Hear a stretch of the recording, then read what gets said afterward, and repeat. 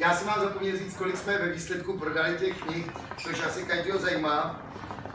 Láďa Hruška na tom nevydělal na tom Láďa Hruška, vydělala na tom televize Prima, která mu to celý zafinancovala a která ho, Nova, proto odešel na Primu, teď ho nemají na Nově rádi. Takže Nova na tom vydělala hodně peněz.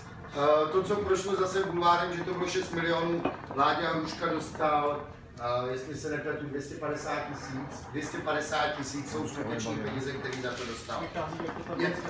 Je to přímo od něj a já tomu věřím. Takže zbytek si zkásla televize, což se taky dá dneska pochopit. Mass media jsou vychcaný a chtějí vydělávat hodně peněz. Takže my jsme prodali 2800 kusů. Moje kniha se vyprodala. Když jsem přemýšlel, že uděláme dotisk, tak jsem zjistil, že na to nemám prachy.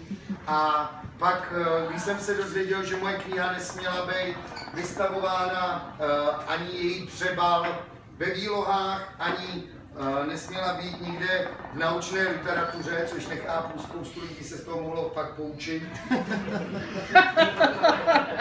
Byly tam náznaky zeměpisu, byly tam náznaky dějepisu, sexuální výchova, partnerské vztahy.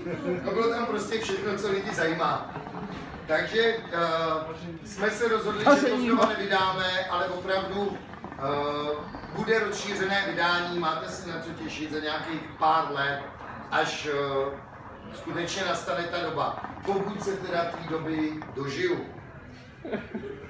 Protože se zajímám o jinou knihu a o té knize v brzké době asi všichni uslyšíte. Nebudu to teď dál ventilovat. Tak, nějaký dotazy, jestli se mi... Jo, ještě se